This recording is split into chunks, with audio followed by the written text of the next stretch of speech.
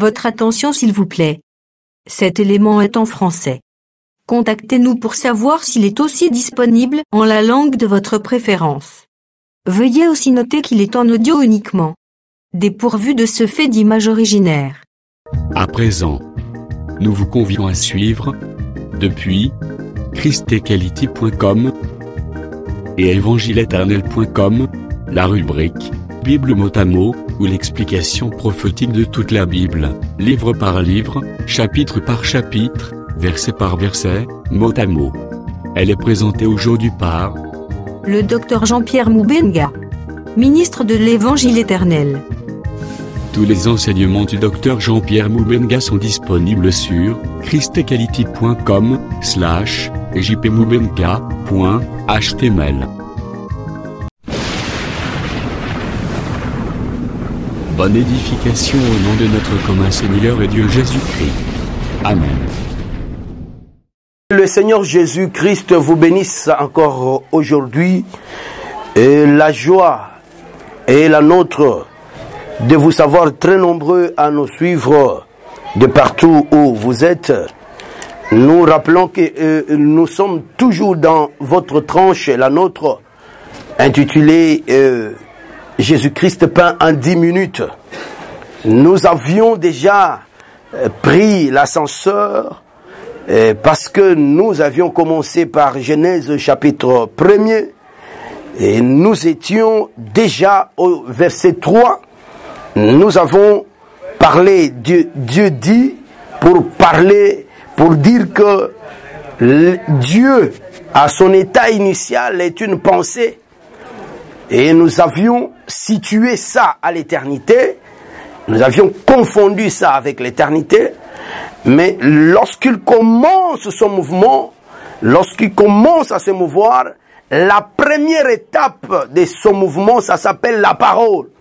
Parce que même dans la nature, nous pouvons le comprendre, que si un homme veut réaliser quelque chose, ça commence par la réflexion.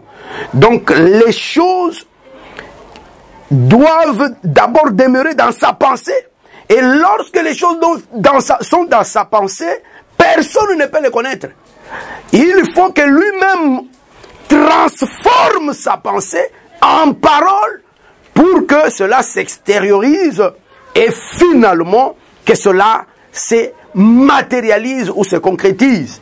C'est de cette même manière que le Seigneur Jésus ou l'éternel Dieu a conçu ces choses. C'est comme ça que nous disons, Dieu dit, c'est un mouvement que Dieu, l'éternel, a fait pour qu'il fasse quitter son secret de la pensée vers la parole. Et nous avons dit que c'est le verbe de Dieu, c'est que nous avons lu également dans le livre, n'est-ce pas, des Jean, où nous avons dit que Jean-Baptiste a refusé, et l'Esprit a refusé que Jean n'était pas le jour. Jean était un témoin qui montre à tout le monde que voici le jour. Et c'est comme ça que nous avons dit que le jour lui-même c'est un grand mystère. Il contient beaucoup de choses. Si vous lisez Jean chapitre 11, vous trouverez que le Seigneur Jésus s'est écrié une fois. Il a dit, n'y a-t-il pas 12 heures au jour? Pour trouver le jour, il faut réunir 1 heure, 2 heures, jusqu'à 12 heures. Et ces 12 heures dont il est question, c'est le secret qui s'est trouvé dans les reins de cet homme qu'on appelle Jacob. Parce que Jacob, c'est Abraham dans son troisième pas. C'est-à-dire, il était Abraham qui est passé d'Abraham en Isaac et qui finit par Jacob. Jacob qui est vraiment l'amour de Dieu manifesté parce que ce soit Abraham, que ce soit Isaac, que ce soit Jacob, sont des personnes qui ne passent pas. L'Écriture a dit Jacob, et plutôt Abraham, Abraham, Isaac et Jacob sont des vivants. Ce sont des gens qui ne passent pas. Et Paul en a prêché en parlant de la foi, de l'espérance et de l'amour. Et ce sont ces trois personnes qui ne passent pas et qui doivent demeurer. C'est pourquoi nous disons que Jacob avait un mystère au-dedans de lui qui est venu depuis Abraham. Et c'est Jacob qui devait extérioriser ça. C'est pourquoi nous disons, le jour devait se manifester en Jacob, parce que c'est Jacob qui a eu 12 fils. Et ces fils étaient l'image ou l'ombre des heures qui devaient composer le jour. Selon que Jésus l'a dit, n'y a-t-il pas 12 heures au jour? Et ces gens-là, ça s'appelle des prophètes. Donc, tous les prophètes se résument dans les 12 fils de Jacob, qui sont la précursion des heures qui doivent composer la lumière. Parce que ce que Dieu a appelé lumière ici, c'est le jour. Et Jésus a dit, pour que nous ayons le jour, il faut nécessairement qu'il y ait 12 heures. Et quand il est venu, il a commencé à ramasser les heures. Ces heures sont Pierre, Jean-Jacques et consorts. Il les a composées.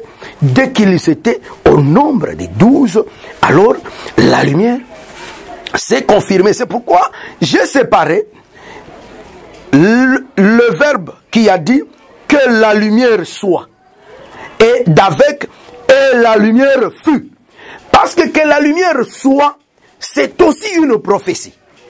Jésus, quand il est venu, il n'est pas venu directement comme lumière que tout le monde pouvait saisir. Il est venu d'abord comme mystère, c'est-à-dire né d'une femme. Et il est venu comme espion pour que les gens ne le comprennent pas. Voilà pourquoi, lorsqu'il a commencé à parler, il a parabolé. Il n'a fait que des paraboles pour que les gens ne le comprennent pas mieux. Et finalement, dans sa deuxième partie, c'est pourquoi je l'appelle Jacob. Pourquoi? Parce que Jacob a eu deux faces. Il est Jacob. Et quand il est Jacob, il se confond avec la nuit.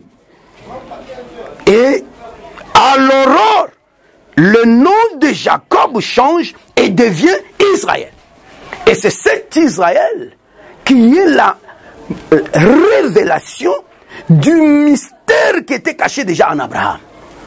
Et c'est pourquoi nous disons que ce que Jésus a fait pendant qu'il était dans la chair humaine comme ça, il était que la lumière soit. Cette chose-là, nous pouvons la transposer, la reculer pendant tout le temps que Moïse était là, parce que déjà du temps de Moïse, Dieu avait déjà parlé sur la montagne de Sinaï. C'est que la lumière soit. Maintenant, il faut prendre à partir des Actes chapitre 2, le premier verset en 200, pour que la portion qui dit « Et la lumière fut » commence à se manifester. Parce que là, c'est le Saint-Esprit qui prend les choses. Jacob devient Israël et révèle le grand secret qui était déjà enfoui en Abraham. Voilà pourquoi dans le livre de 2 Corinthiens plutôt chapitre 4, l'homme de Dieu Paul, ce grand prédicateur, confirme ces choses en disant ceci. Je considère le verset 5 et 6 et je lis au nom du Seigneur Jésus, nous ne nous prêchons pas nous-mêmes. C'est Jésus-Christ le Seigneur que nous prêchons. Et nous disons vos serviteurs à cause de Jésus. Car Dieu qui a dit la lumière brillera au sein des ténèbres a fait briller la lumière dans nos cœurs pour faire resplendir la connaissance de la gloire de Dieu sur la face de Christ. Souvenez-vous que la même chose lorsque les paroles étaient dans la bouche de Moïse, Moïse avait fermé, il avait voilé son visage. Mais Christ est venu, il s'est dévoilé. Et nous disons, puisque le temps nous presse plutôt, nous disons que Dieu dit, c'est la bouche de Dieu. Et que la lumière soit, c'est tout un temps, d'abord le temps de la loi, et puis le temps de la parabole. Quand Jésus est venu dans la chair, et la lumière fut, c'est à partir, n'est-ce pas, des Actes chapitre 2, c'est-à-dire au jour de la Pentecôte. C'est maintenant que la lumière est en train de briller dans nos cœurs. C'est pourquoi nous avions dit que le cœur est aussi l'abîme. Retournons là-bas. Dès qu'il a dit que la lumière soit, la lumière, puisqu'il n'y a pas de temps, j'ai dit, la lumière a pris une direction. Et elle est allée jusqu'au fond parce qu'elle visait les abîmes. Et elle a libéré les abîmes. Que le Seigneur vous bénisse et à la prochaine occasion. Merci d'avoir suivi ce message et que Jésus-Christ vous bénisse. Si vous avez une question à l'intention de l'homme de Dieu, si vous voulez que l'homme de Dieu prie pour vous, si vous voulez vous confier à l'homme de Dieu, ou si vous voulez tout simplement bénir l'homme de Dieu, contactez-le directement si ses coordonnées sont disponibles depuis sa page. Sinon, contactez-nous et nous lui transmettrons vos préoccupations.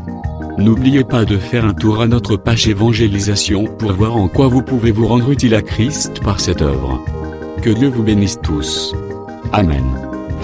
ChristQuality.com. Les cieux en un clic de la souris. Évangile-éternel.com, le site de l'évangile éternel. Christ et Quality Fondation, équilibrer la manne ramassée dans le désert de sorte que chacun ait un numéro.